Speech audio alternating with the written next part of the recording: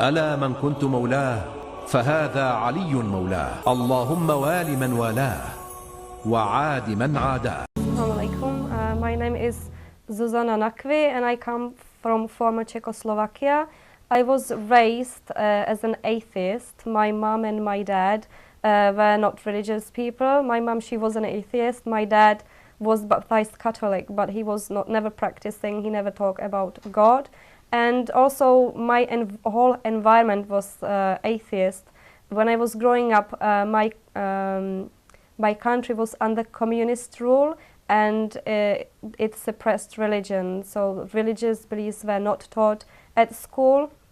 So when I was growing up, and I grew up with the belief that there was no God. But as a child, I felt quite sad and empty, because I longed to have some supreme being who could, look after us or protect us, and to whom we could pray. But when I was growing up, I probably lost the connection with God because of all the influence, around me. So I stopped praying, and I was basically living life without God. Although I used to think about, death and when we die, what will happen, and I was terrified about that when we die there is nothing. It's just kind of everything is dark, blank, and it will go for eternity. We die, and that's the end of it. And also I used to think about how all life started, and it just, it was just so funny to think that it just started like, that without anything. So, I used to think about, how life started, or, what will happen when we die. Then later on, when I left my studies, I started working in a company which was led by Muslims. The boss was Muslim, and the senior staff were Muslims. Before that, I didn't, I was not interested in Islam. I heard bad things about Islam. I heard that Islam, doesn't respect women, that they are, they are inferior, beings to men, that Islam, has to be spread by sword as a jihad. I read the book called Not Without My Daughter. So I felt quite negative towards Islam as well. So when I started working in that company, I was a bit, wary of these people, because I thought they will be really harsh and, tough, and, they might hurt me, sometime. So it was very surprising, and it was a pleasant surprise that they were completely, the opposite of what I had heard before.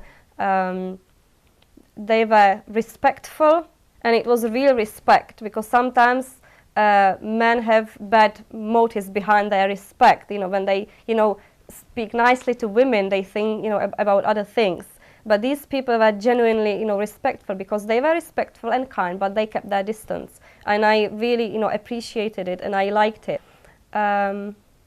We used to talk about, life and religion in the company when there was nothing to do, and it was really nice, very relaxing kind of atmosphere. I remember one of the colleagues once gave me his money to buy some food, because at one point I was broke and I didn't have enough money to buy food, and he was really concerned about my health, and he said, here you have money and you have to buy things, you have to buy enough food for you can't be starving. So all these things showed Muslims in completely different light than what I had known previously, and I started feeling inclined towards them, not necessarily to the religion itself yet, but I was on the way. Basically the way was open to me, that whatever they told me about Islam, I was accepting it. I mean, they were Muslims, so if I ask them about their religion, then they should know it better than what I was told by non-Muslims. I read some books about Islam written by non-Muslims, or we were taught things about Islam by non-Muslims. So I mean, I would go to the source if I want to know the religion, and I had the source, I had these people. So I could ask them questions. I used to ask them about, jihad. I said, you people, you believe in jihad, you believe that you have to spread Islam with sword. And they said, no, that's not true. We don't believe in that. Jihad is a, struggle, and we are allowed to protect ourselves, but this is just for protection. That we are not allowed to spread Islam with sword. It doesn't make sense. You can't force someone to accept, belief. I used to ask them about, women rights and, handshaking. And I mean, they said, we don't shake hands with, basically with, opposite sex don't shake hands with each other because to maintain, modesty. And it has nothing to do with someone being superior or someone being inferior. And that makes sense to me as well. I mean, you get the right explanation, then, this makes sense. Later on, I married one of my colleagues, and my experience with Islam and with Muslims continued, and this time it was as a wife of a Muslim. So I had, the good opportunity to, learn how it is to be wife of a Muslim, basically. And he continued to be respectful, kind, polite, caring, helpful. So later on, I decided to accept Islam because all the, evidences were for me that the Islam is true religion for me. And so I decided to learn more, myself about what Islam is. First, I used to ask my husband, and also we used to go to my boss. He is quite knowledgeable man. Sometimes when my husband didn't know the answer, he said, put your questions down, and we will go and you can ask the boss. So that's what we used to do. So we used to go to his house, and he used to answer my questions.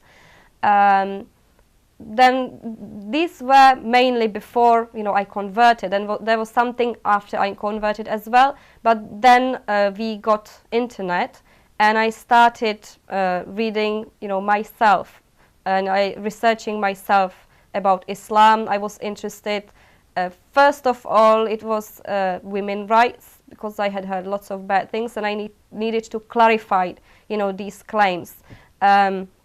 Then later on, I wanted to know more about Islamic personalities.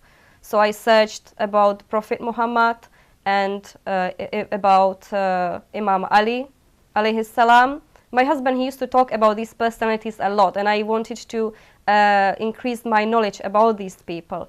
And I stumbled across a website called alislam.org, and it proved to be very good source of information, because even now, if I want something, I still refer back to this website, because I can find anything I want about any subject I want.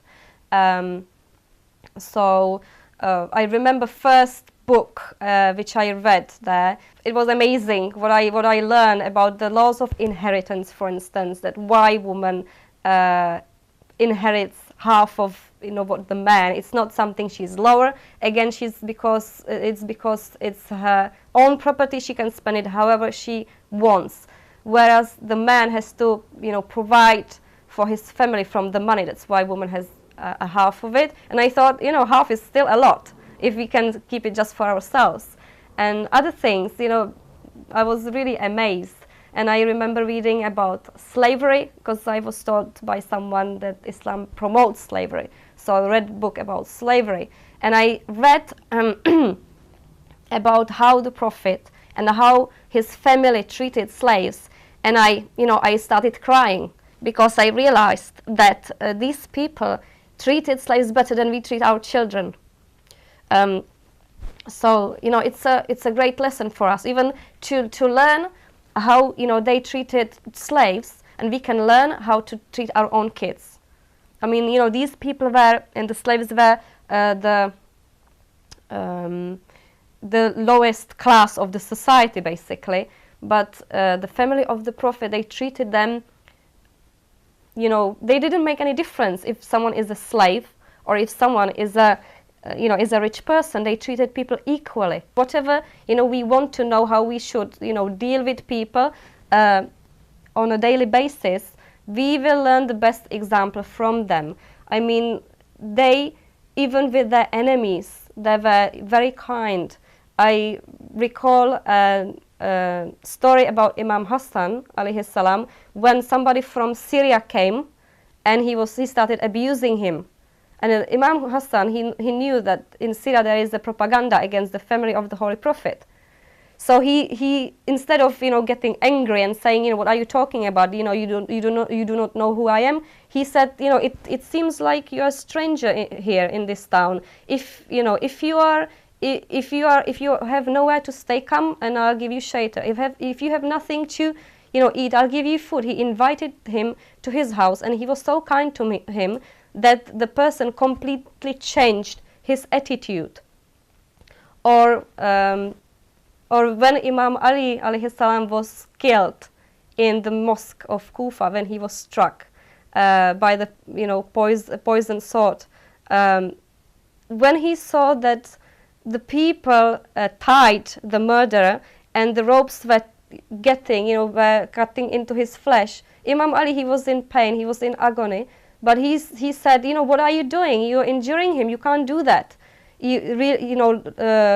Loosen the rope so it doesn't cut into his flesh, and look after him, give him food and give him plenty of drink, and don't do anything to him while I'm alive. So he was concerned about his murderer's, you know, well-being, although he was basically he was injured, fatally injured, and, you know, he didn't care about himself but his own murderer. So it's, you know, when I was reading these things, I said, you know, these people are the best people to follow, and they can teach us a lot of things. And these examples are not only for the, you know, for the past, but for the present. Everyone can learn lessons from, you know, from these people. I mean, you know, with regards to Lady Khadija, we can learn a lot about, you know, about the, you know, role and the position of women in Islam, because, I mean, in the beginning, when I was learning about Islam, it was, you know, one of the aspects which, you know, led me to accept Islam was, you know, the position of the ladies, you know, the great ladies of Islam and their lives. Lady Khadija, she was a rich merchant lady, but she, you know, she was not spoiled. She was God-fearing, and she used her wealth for, you know, for Islam. Islam basically survived because of her wealth.